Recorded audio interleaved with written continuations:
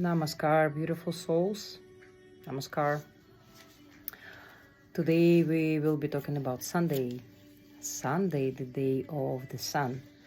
In English language is very easy to figure out few days, and those are Sunday, which is the day of the sun, and which is a planet or the star.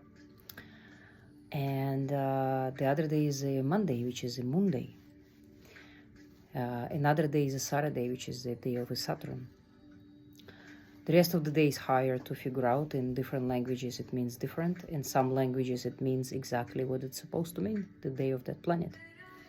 And as we discussed in my previous video, every day has the influence of each of the planet in our solar system.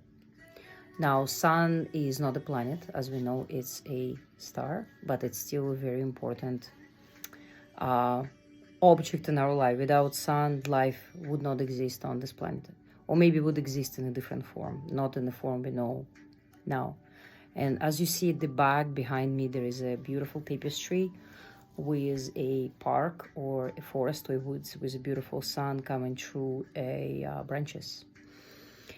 On Sunday, what we can do? There are many things we can do. First, we can do any charitable work, meaning anything that you go and you help and you dedicate your time to those who are in need. It could be volunteering work. It could be some kind of work in any charitable or any churches, etc. I personally don't go to church, but sometimes if it relates to any help, maybe clothing donation, maybe a food bank drive, try to attend that and help. And it's good to do that every Sunday if you can. Another good thing is Sunday is, as you know, sun brings light, and light brings truth and warmth and life.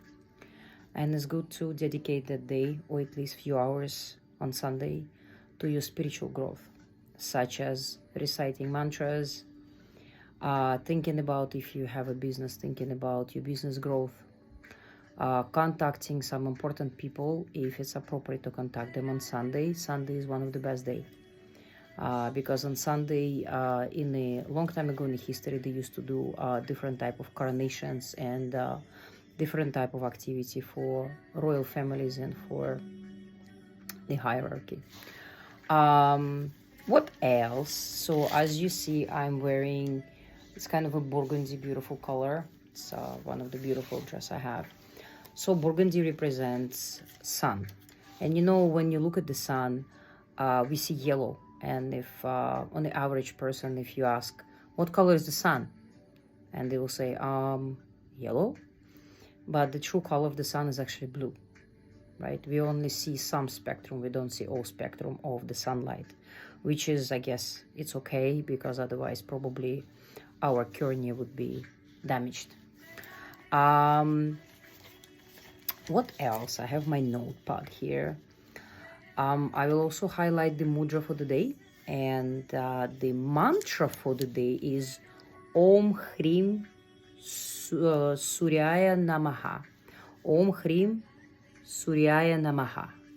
So you can always get you, actually that mantra right now playing is on my YouTube, so making sure I cover that because that's not my mantra. I didn't create it, didn't record it, but I'm playing on the background just as a for better energy. So mantra of the sun, or mantra of the Surya, that's the name of the mantra.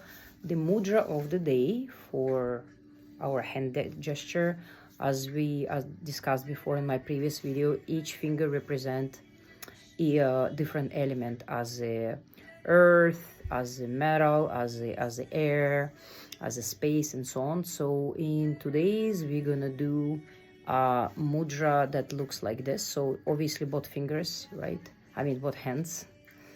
So it looks like this.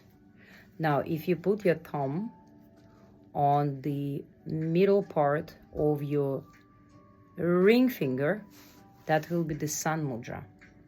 If you're gonna keep it like this, so two soft parts meet together, your thumb and your ring finger, then it will be Earth Mudra. So Sun Mudra, Earth Mudra. Okay, you can take a screenshot while I'm talking to you, record or remember, or maybe draw in whatever you need to make your notes. And if you practice now, when we do this soft, right? Both hands, of course.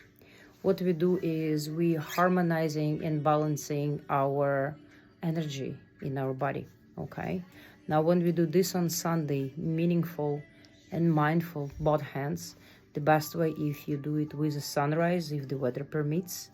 Even if you don't see the sky, the sun on the sky, sometime I live in Canada and we don't have much of a sun in the month of November. So what you do, you can still go outside and you can still look at the sky because the sun is there. Sometimes it's a matter of cloudy sky. Sometimes it's a matter of pollution in some areas, in some regions of this country and other countries.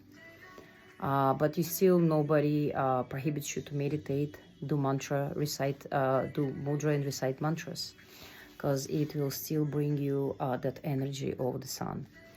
What else can you do on Sunday besides meeting important people and doing your spiritual work?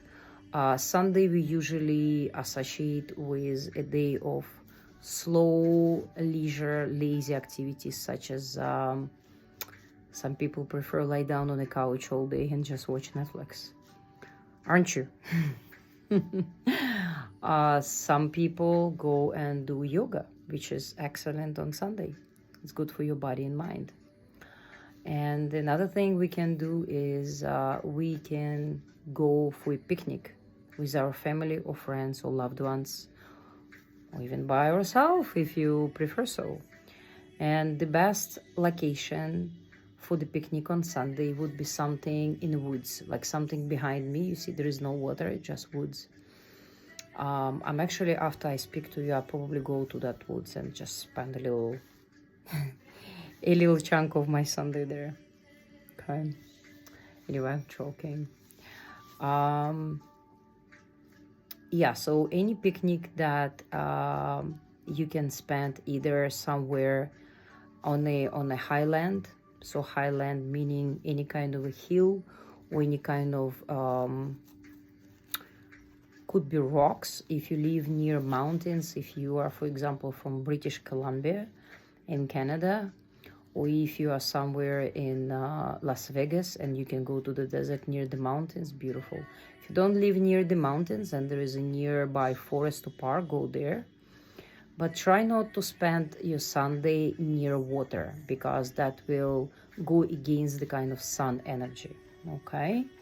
Nothing will happen to you, but it's just to balance the energy of the sun and the to prize the sun, we better stay away from any big body of water such as lakes, oceans, rivers, seas. Now, if somebody may ask, well, what if I live by the ocean? Well, good for you. So then you can still look at the ocean, because you cannot change where your house is or where is your maybe condo. So just still you can go to some park or to some elevated area away from the water, and you can do your picnic there, or you can do some creative writing, recite mantras. Ideally we should recite each mantra for each day, for each planet, at least 108 times.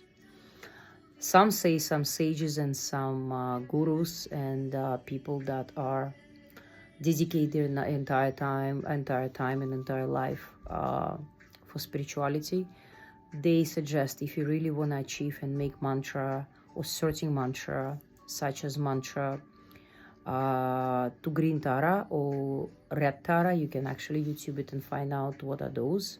Might cover that up in my next video. So those mantras need to be recited 108 times, 3 times a day. So that's ideally after certain time. If you recite them within certain period of time, obviously it's going to take you maybe 6 months, maybe a year, maybe 3 years, depends how often you do. If you get to amount of 30,000, that mantra will actually start to change your life, the energy of that mantra. Okay, but if you can do even 9 times or 12 times, it's good. But usually I know a lot of people spend their lazy day on Sunday, which is okay, especially if you have if you had a heavy load of work during the week, and Sunday is one of the days where you're like, I'm not going anywhere, I'm not doing any picnics, I'm just staying home. You can still do your sun mudra, and you can still do your mantra that's dedicated to a sun. And if you wear something of a burgundy like me, it could be a dress if you're a woman, and it could be some pants, it could be a tie if you wear ties, if you're a guy. It could be something of a burgundy. Maybe it's a burgundy clutch, maybe it's a burgundy scarf, maybe it's a burgundy underwear.